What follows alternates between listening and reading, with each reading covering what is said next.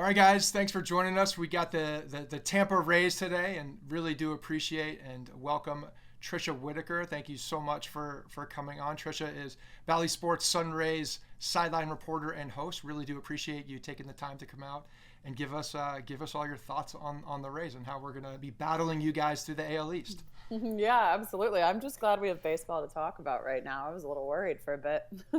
Very true. They figured it out. Like at the end of the day, we're just like, you know what? Can we just figure this out, please, so we can all enjoy the thing that we love watching for the entire season and not have to have any kind of asterisk or shortened season or any of that.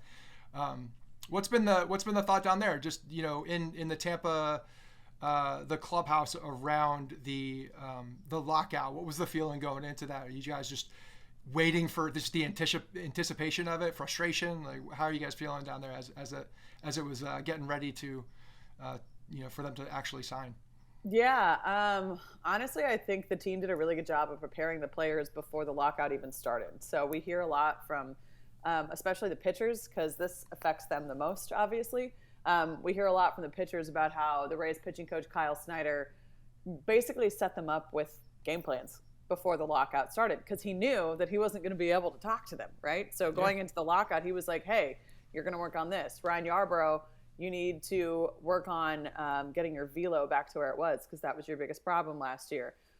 So, I think they did I was actually very pleasantly surprised. I know they're a hardworking group, but the fact that they already had a game plan way back in October before the lockout even started was impressive to me. So it doesn't look like they have skipped a beat.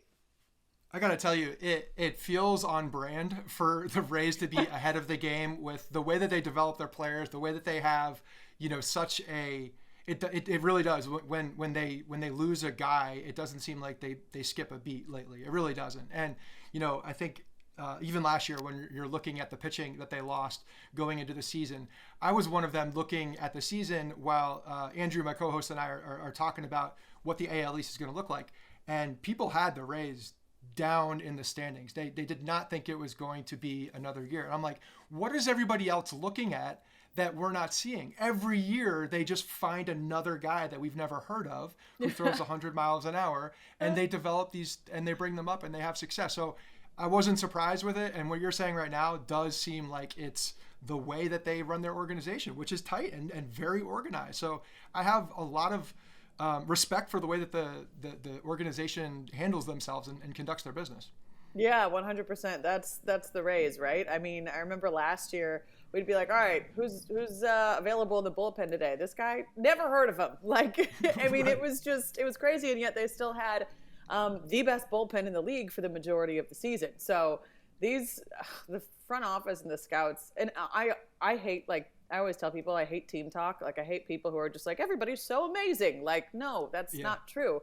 But with the Rays, like, the diamonds in the rough that they find, it's incredible. It's like these guys who, like, nobody else wanted or counted out. And the Rays basically find them and turn them into guys who just are pivotal parts of the bullpen. It's crazy to me. So it's been really fun to cover a team like that, because you never know what's coming. Yeah, contributors everywhere. Why do you think that is? Why do you think that? Is it the commitment to the minor leagues, commitment to the development process? But, like, how are they? Do they just have better scouts than everybody else to identify these things, looking at different analytics? They do. Okay.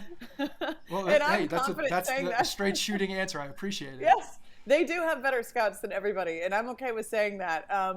Because it's true. When you look at their track record, they do have better scouts than everybody. I mean, they're the ones who found Wander when he was 16 years old, right? And not only that, but when the players come here, the thing that every player says when they come here is the Rays simplified things for me. And they said, just do what you're good at. They fine-tune what you're good at. They don't try to make you somebody that you're not, right? Especially in the bullpen and the pitchers. They always say, Kyle Snyder tells me to do this and that is it. Don't try to complicate it. Don't try to be anybody other than yourself, right? And that, I think, is the key to the formula. The best scouts that I've ever been around, and simplifying it. Just be yourself and do what you're good at. It's the old saying, the KISS, keep it simple, stupid. Just do the things well. We need that on a T-shirt for this season. Yeah, that's right. Oh, I really hope I didn't just put a rally cry for the Rays for the season. Woo, Yankees fans aren't going to be happy with you. Yeah, that's not going to be becomes a good. thing. That's not going to work out well for me. Twitter is going to be even worse. It's not going to be great. No, that's. I mean, look, I don't disagree with you. I think that the proof is in the pudding here. These guys they find contributors everywhere. They find contributors, with older arms, with younger arms. It doesn't seem to be. And the scary thing for me when I look down at Tampa and see what's in their farm systems, that they have a lot of really good young kids that are coming up too. So you add raw talent and the people who are ascending on their career, and then you sprinkle in the people that are the contributors. Finding those opportunities for them to contribute at a very specific level, which they do so well. That's not great for the Yankees long term when you think about what this is going to be. But for baseball fans, I think it's a good thing, because you're looking at the AL East being an absolute dogfight this year. I mean, I really do think it's going to be a tough battle, and I'll get your thoughts and we'll hopefully get some projections out of you and predictions at the end of this. But just with the season about a week away, spring happening, what's the overall thought and just vibe in Tampa in the clubhouse for the upcoming season? How's everybody feeling down there? Yeah, I think the vibe is, there's a lot of confidence, and they are still I was interviewing Yandy Diaz the other day. And I asked him, how long did you kind of sit on the ALDS, that loss to the Red Sox, right? Because a lot of people most people thought the Rays were going to go a lot deeper in the postseason, right? And Yandy just kind of looks at me and he goes, how long did it take? I'm still thinking about it. And I was like, okay, gotcha. I got it. So that's very much the vibe right now. It's some of the guys will kind of be like, no, I'm not really thinking about it. It's like, yeah, you are, because the expectations were so high. But our GM, Pete Bendix, said the other day, he said, the reason our expectations are so high is because we know we have a real chance. And I think that's kind of the feeling headed into 2022, is that they have quite a lengthy window, but this is the window for them, right? And there's not a lot of turnover on this roster. So there's a lot of guys on this roster who have been through kind of the postseason the last 3 years, and losing the World Series and losing in the ALDS. They want to get it done. They have very much have a chip on their shoulder. And I think that's the feeling. And there's also a lot of confidence in the fact that there's not a lot of turnover. Really, the only guy you lost is Joey Wendell, and then you added Corey Kluber, and you added one piece to the bullpen, really, and the bullpen's basically the same. And this is a team that won 100 wins in the regular season. So I think there's high expectations, but I think those high expectations are very, very realistic with this group. I think that there were certain things I think we expected in the offseason. At least there were rumblings of some trades. Kiermaier was there were rumors talking about, there were rumors to him at the Yankees, which made zero sense. But I think they did. They kept their core together. They kept everything together, and they obviously gave that massive the big contract to name Wander Franco, thank you, they gave him this, a big contract. Obviously he was the number one prospect in baseball for a long time coming in.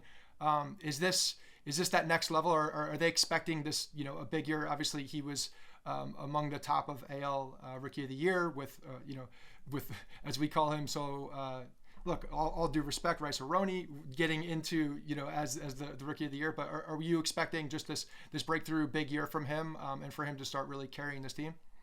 Yeah, they are.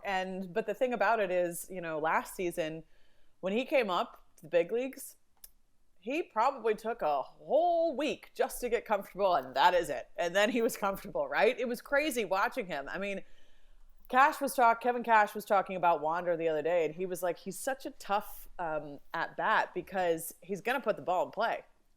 Very rarely does he strike out. That doesn't happen with Wander Franco. And it's just been incredible to watch him. Just also the way that Wander has handled all of this, it doesn't faze him at all. The expectations don't faze him at all. In fact, he thrives under that spotlight. Because if you think about it, he's been under that spotlight since he was 16 years old. This is nothing new to him.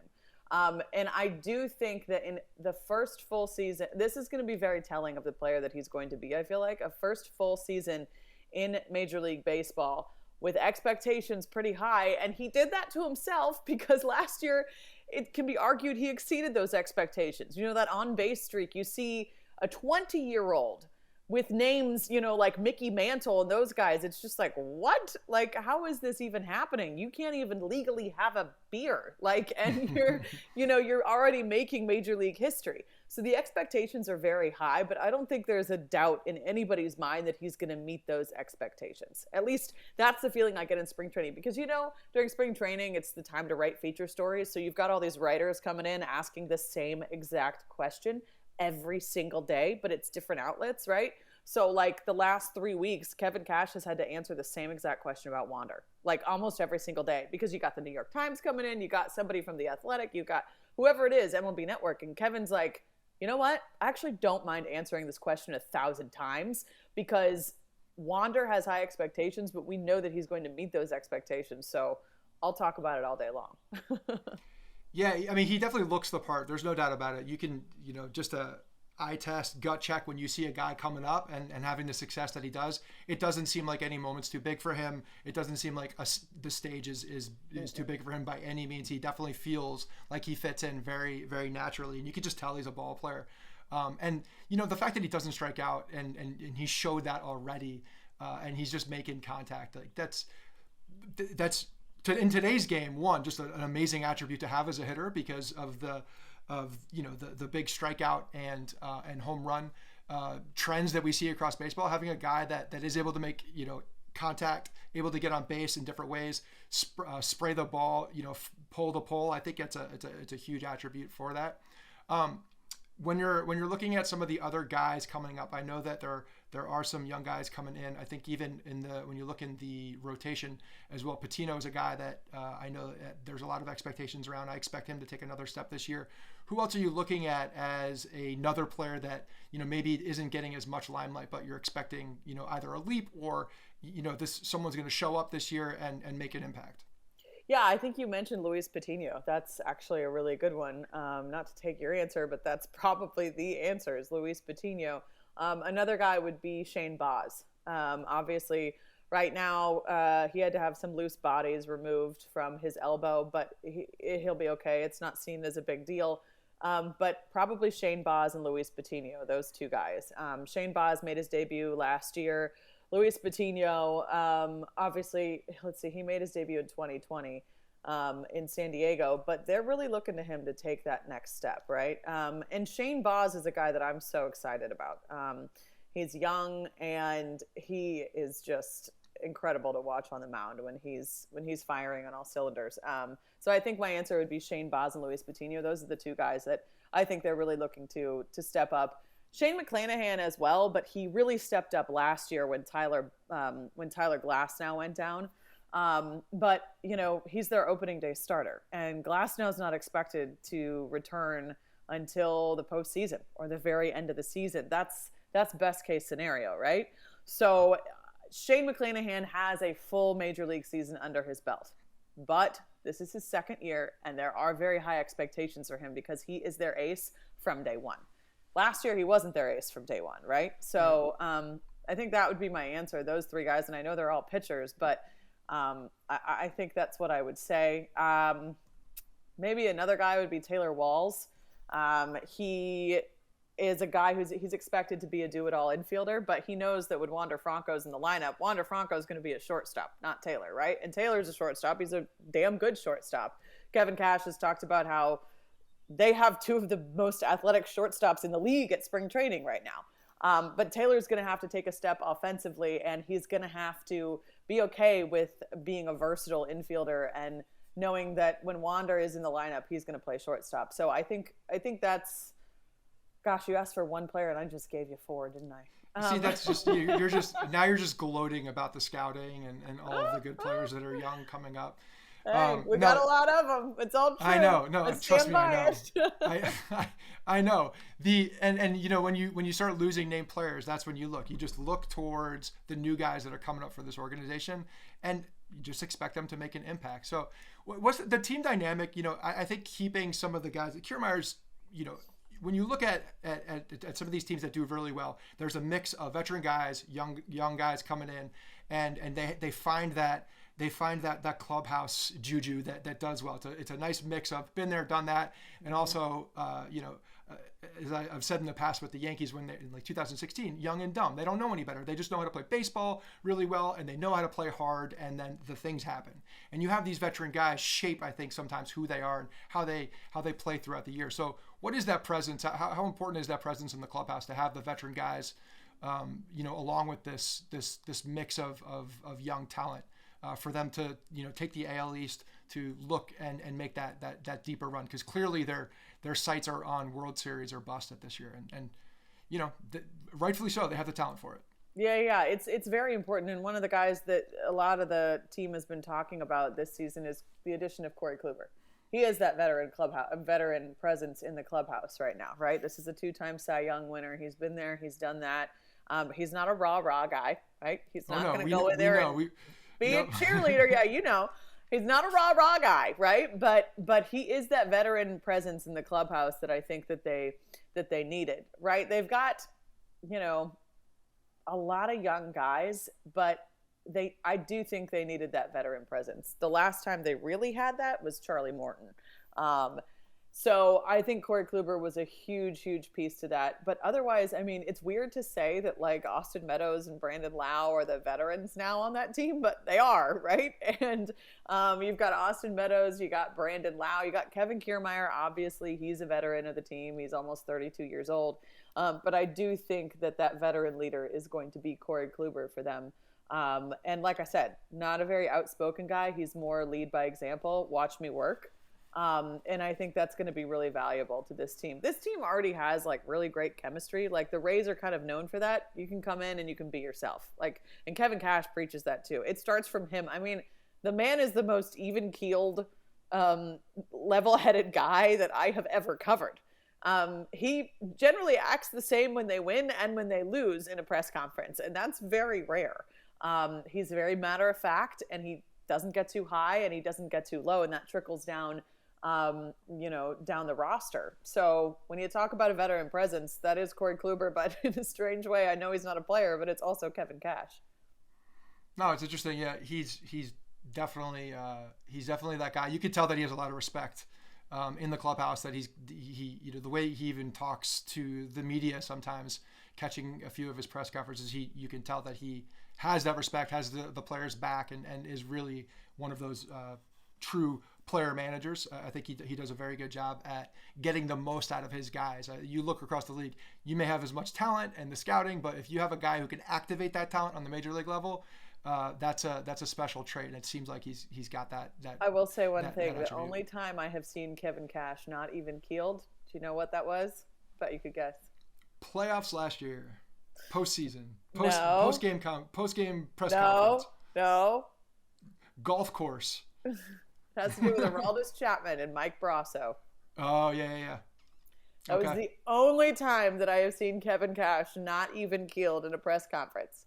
He was heated, and it turned into a T-shirt, and that was the only time when he played the Yankees, and that whole debacle happened. But when you look at that, that's the guy that is fighing for his guys, exactly. Right? So So I guess when you're looking at him to blow the lid a little bit, it's on defense of his guy, and some would argue that he made a bigger deal, and he was really playing into that for the guys too. Which, look, that's fine. Like I would probably do the same thing, to be very honest. Mm-hmm. So I think that he knows the right buttons to push most of the time. He's got those levers. Cool. So you mentioned Corey Kluber as being a veteran guy. Obviously, we had Kluber last year. The injury history, the injuries are always a concern with him. You have some additional injuries in the bullpen. Obviously, Glasnow, as you mentioned, if he's available, it'll be late in the season, postseason. What is what's the worry level of the injuries with the guys in the bullpen? And then, can you even count on Corey Kluber for however many starts, however many innings that you're getting at him? Obviously, the Rays find their innings from different places, I think, from most teams. But what's the feeling on the injuries in the clubhouse right now? Well, gosh, I hope we can count on Corey Kluber because that's why he's here. So I hope that we can. The bullpen injuries, I assume you're talking about Pete Fairbanks specifically, and then Nick Anderson, who's not expected to come back until potentially after the All-Star break. But honestly, here's the thing. Here's the thing. This is the problem with old school headphones. They are getting so many guys actually back from injury, right? So we've got Colin Poche coming back. We got Jalen Beeks coming back. And that is really, and Ryan Thompson as well, that's really going to make a difference for them. So while the Pete Fairbanks news was not ideal, they're going to be okay. They've got a lot of good arms in that bullpen. Andrew Kittredge, he was their all-star last year, and he was just absolutely dominant. It's a fantastic bullpen, and I think despite the injury of Pete Fairbanks and Nick Anderson not being able to come back until the All-Star break, they're going to be just fine. We've watched a lot of those guys recently who came back from injury, and they look like they haven't even skipped a beat. Like Jalen Beeks had Tommy John surgery a year ago, and he looks awesome. He looks even better than he did before. And so I think they're going to be just fine. I mean, it sucks to not have Pete Fairbanks, but last year, Pete had a lot of random injuries as well. And then the second half of the season wasn't the best for him. And the bullpen was still dominant. So I think that's where the Rays' depth and the Rays' way comes in, finding guys who you wouldn't expect. It's the what do they call it? The horses, the stall of horses the stable of horses. Thank you. Yeah, the 98ers. The 98ers, right? A lot of look, they do. They're deep in that way. So your answer is really not surprising. When you're looking at the Yankees across in the AL East, looking at what the Red Sox have done, looking at the young Toronto Blue Jays, I'm not going to include the Orioles in this conversation yet. But why? Why would you? Everybody's saying how many games do we have? How many games do we have with the Orioles? That's a lot of wins that we can put up on the board. Actually, it's very important, I think, for the teams that we just mentioned to beat the Orioles in that's what the division came down to last year. Exactly. Who played best against the Orioles? The Rays right. did. Yeah. They did. Yeah. What are they? What's the feeling in the clubhouse for the other teams? Do they think about the other teams? Are they looking? Is anybody talking about the other teams? Just curious as to what the thought is. Across the. I haven't actually talked to the players about the other teams, but from our perspective, when you look at the AL East, it's I don't want to use the word scary, but it's dangerous. I'll use that word. It's dangerous. The Red Sox, they got hot at the right time last year, and the Yankees, that's always a battle with the Yankees and the Rays. And the Blue Jays, honestly, my answer of the team that actually I believe is the biggest threat to the Rays is the Blue Jays. They're a young team. They're a good team. And I think that's going to be the series that, it sounds weird, but that I circle every couple months. Like this is the series we need to see them play well in. But here's the thing that you mentioned. No, the Orioles are not a threat, but the division really does come down to who plays well against the Orioles, because you have to win the games you're supposed to win, and you're supposed to win those games. And last year, when it got close to the end of the season, we're like, oh crap, everybody kind of overlooked that series and acted like it didn't matter. It ended up being what mattered. Right? And the Rays went, I think, 18-1 against the Orioles. You got to win the games you're supposed to win. But, man, the East there's a lot of beasts of the East this year, right? And I don't know that one team can take that title right off the bat. It's going to be, I mean, arguably, I obviously a little biased, but I think it's the best division in baseball. And I'm really, really excited to see what happens, because those three teams battling it out all season long, that's must-watch TV. There's no love lost either. That's what I like the most, to be honest. Like, I love the competitiveness on the field. The Rays and the Yankees, certainly no love lost. There's definitely a tension that has built up over the years between the two organizations. And with Toronto, like you said, they're young and hungry. Like that team is just dangerous, because they're playing like they got nothing to lose at this point with the young guys and they mash. Like they're if they can follow up with some pitching this year, they're definitely a dangerous team. I agree with you. Yeah. All right, Tricia. Well, thanks so much for coming on. Before we get out of here, the AL East is going to be a dogfight, as we mentioned, but would love to get your what's the prediction? What are you calling? Like who's going to win the division, or who's going to win? And what are the Rays doing this year? Let's get on the record here. Oh my gosh, we're getting on the record. So actually, we had this conversation the other day on our show, and we all had to give predictions. And I hate giving like actual record predictions. But obviously, we know the Rays won 100 regular season games last year, and that was great. I really don't want Rays fans to give me crap for this, because I don't think that the Rays are a worse team this year by any means. I just think the division is that much tougher this year, with the Blue Jays especially. We just talked about that. So for the Rays, I'm going to go with 95, 96 wins. And not that that's a huge difference from 100 wins, but at the end of the season, yeah, that's a difference, right? And I do still think that the Rays are going to win the division. I do. When I look at this roster and the fact that there's not a lot of turnover, and when you look at what they were able to do last year, I just don't see. I know, like you talked at the beginning of the podcast, how some people were like, they're not going to be like, why? Why would they? What's different? There's only better things added to the roster. There's nothing different. So what makes you say that? So I think that the Rays are going to win the division this year, back to back AL East champions. And I think it's going to be maybe a 95, 96 win season for them. But I will call that it's going to be a dogfight to the very end. And I can't wait for September, honestly. Because when you look at these three teams at the top of the East, like, I mean, it's just going to be amazing competition. I can't wait. I think what you just said there is really interesting.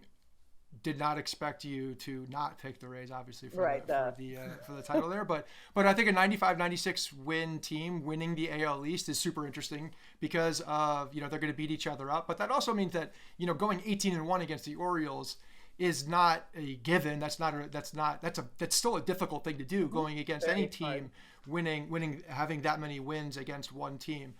So I don't even know if you can anticipate that again. Obviously, it's going to be close to that, but give or take a few wins that could go either way.